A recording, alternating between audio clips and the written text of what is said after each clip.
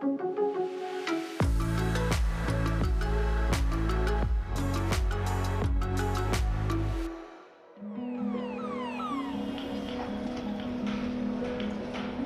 latest wave of the pandemic is striking India with unprecedented brutality. India's outbreak is getting worse, with hospitals in the capital running out of oxygen to treat seriously ill people. And in a controversial move, Australia announced Friday that it's banning its own citizens from returning from India. It says it will jail anyone who tries to come home. Anyone coming to Australia who's been in India for the past 14 days could face fines or a prison term of up to 5 years. I know that this is a very difficult time for Australians in our Indian community. So Steve, in the past year we've seen tens of thousands of Australians stuck overseas trying to come home. That included about 10,000 Australians in India when late one night we received a press release saying that anyone trying to come into Australia from India could face jail time or quite a big fine. Yeah, and this is a really extraordinary announcement. Now, the government had actually already effectively banned travel between the two countries by pausing flights. But it drew a really furious response from, in particular, the Indian-Australian community. Now, many of the people that we spoke to had basically understood and accepted the flight ban. They said they didn't like it, but they understood the health rationale. But many of those same people reacted furiously to the travel ban and the threat of criminal penalties, arguing that, well, when the United Kingdom or the United States, for example, were being ravaged by the pandemic, similar penalties weren't imposed on people who were coming back from those countries. And their argument was that, one way or the other, this was fundamentally a racist policy, whether it was intended that way or not. And there were deadly consequences to some of these decisions. We know that 3 people who had permission to leave Australia had gone into India, sadly died after contracting coronavirus there. And when we saw flights finally resuming back into Australia, those flights were only half full because of a tighter testing regime that had been implemented. Yeah, this is a much more strict testing regime, and interestingly, that first flight, as you said, was only half full because many people were either testing positive to COVID-19 or were close contacts. Even though there was pushback in the Indian-Australian community and some political unease across the spectrum, the government was always confident that politically it was on really solid ground. Josh Frydenberg is expected to hand down a big spending budget with billions of dollars for infrastructure, for skills, for childcare and aged care. Can we just move the light just for 1 minute? We're just doing the photo really quick. Okay, looking at me, Treasurer. those spending taps are not being turned off anytime soon. This cash splash, though, it's never ending, seemingly. I mean, they were spending like drunken sailors. These are busy times for all the people involved with the budget, and there's hundreds of people down in Treasury and in Finance, obviously putting the finishing touches on the documents. It's been a long process, and budget night is not the first or the last word on the economy. Well, are you glad at least to see some leaves on the budget tree? Yes, this year is at least more people-friendly than last year. It was, as you know, the budget last year in October was in the height of the pandemic, and it was very different. Speaking to an empty gallery, family not being here, this year will be somewhat different. And a warm welcome back on this Tuesday Budget Day morning. Just moments ago, Treasury officials converged on the press gallery armed with boxes and boxes filled with embargoed copies of the 2021 budget.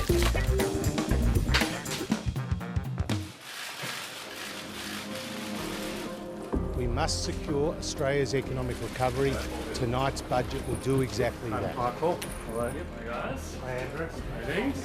You've seen we've made assumptions about vaccines and border closures, and I mean, the important thing to emphasise is there is a lot of uncertainty out there. The situation is pretty fluid internationally, and making those sort of assumptions is inherently imprecise.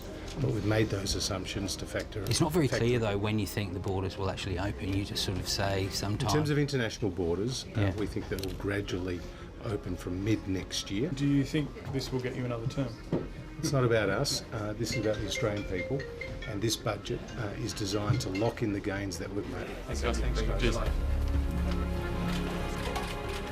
It's been a bit of a weird budget, hasn't it? Because we did know a lot of what they were going to do coming into it. You know, you get all these partial leaks about what they're going to do, but you don't actually know whether they're actually just throwing money at a wall or whether they're actually doing stuff that's really important. And I think the things they've done on aged care tonight are much more significant than I thought they'd be. I mean, it's a lot of money, but there are sort of some seriously good reforms in there as well. So that's good. And then, people tend to focus on, what's in it for me, who are the winners, is it an election budget? And they are important questions, but as a sort of a statement of where the government's going, I think you're trying to look at the overall picture. The job is not done.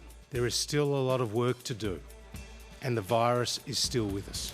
Treasurer Josh Frydenberg unveiling what he was describing as his comeback budget. Claiming Australia's economic engine is roaring back to life. This one looks and smells like a pre-election budget. Lots of spending as far as the eye can see. The Treasurer completely unapologetic about net debt rising to $1 trillion. This is a budget in the middle of the biggest economic crisis we've seen since the Great Depression. Borrowing costs are low at the moment, so Australians need their government to lean in at this time. Do you think Josh Frydenberg will ever get to release a budget where he's not reminded that the government is not back in black for another time? No, absolutely not. I mean, if you wanted any kind of indication of just how much COVID changed Australia and just how much COVID changed the coalition's, fiscal thinking, then it was this budget. I think there were so many winners in this budget that it wasn't really the policies themselves that were gaining attention. It was the much more micro detail, like the assumptions. The international border isn't set to reopen until mid-2022, and that was one of the big issues for business tourism, saying firstly, Fortress Australia is going to hurt the economy, and secondly, they just want the government to actually set a target so they've got something to work towards. Yeah, this budget was more Labor red than it was Liberal blue. For so many years, the budget and the economic thinking of the coalition has been tethered to debt and deficit obsessions. That obsession was thrown out the window, and now it's all about trying to simply drive people into jobs. But even that thinking has changed in the space of just 6 months. 6 months ago, in the October budget, itself delayed, they were talking about trying to get unemployment comfortably below 6. Now we're trying to get it into the 4s, which is kind of handy because we're already comfortably under 6. The government's saying it wants to repair the budget through jobs, and the way they're doing that is by spending a whole lot of money.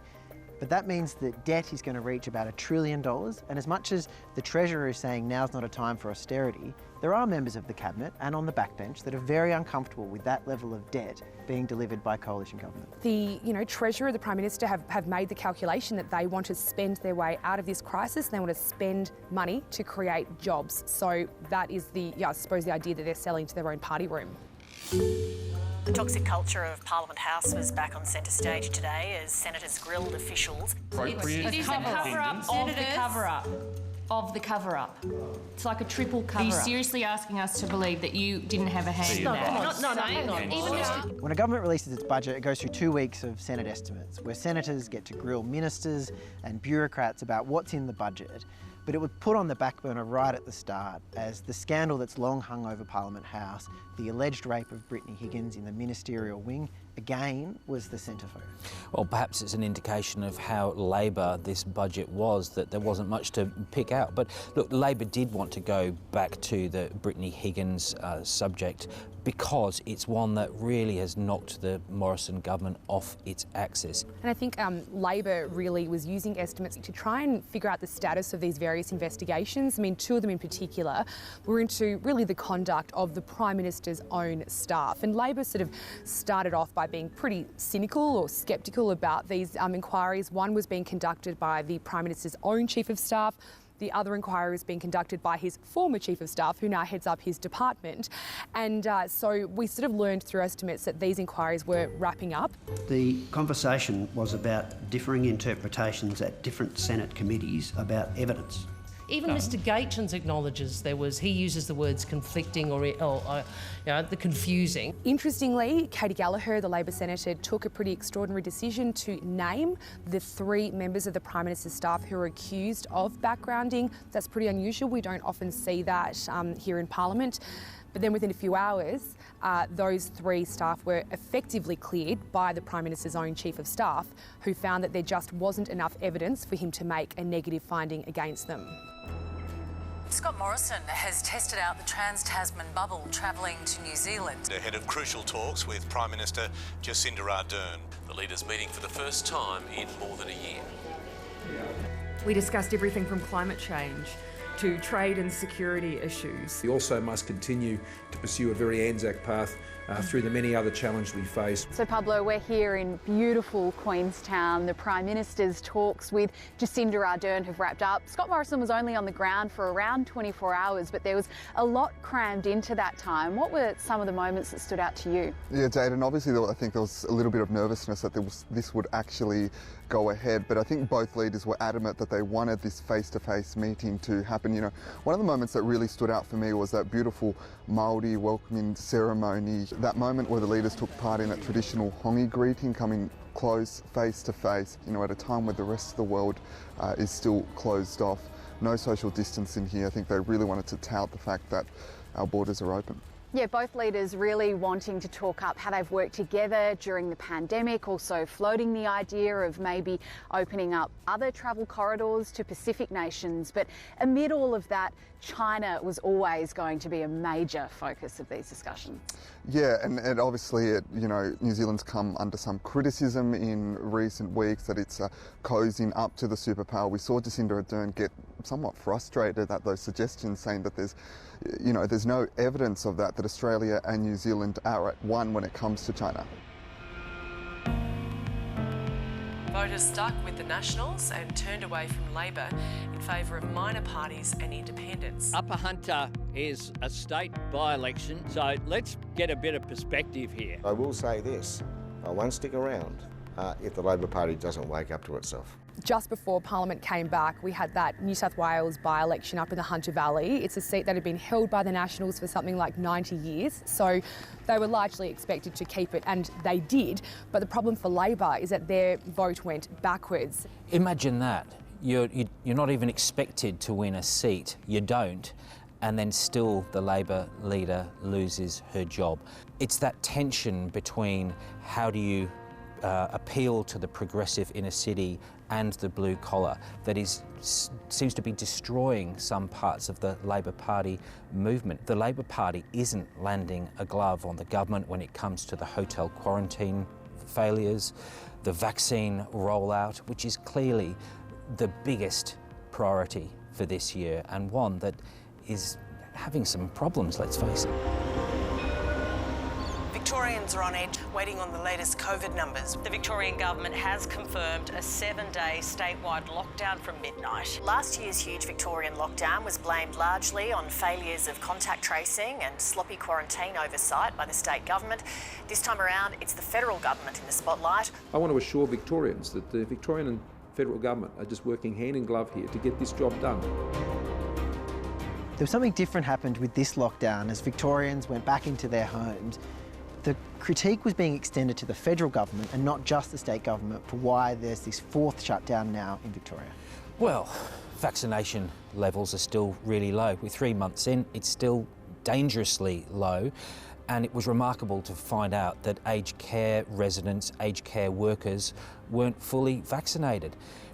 74 aged care homes around the country didn't have a single vaccine.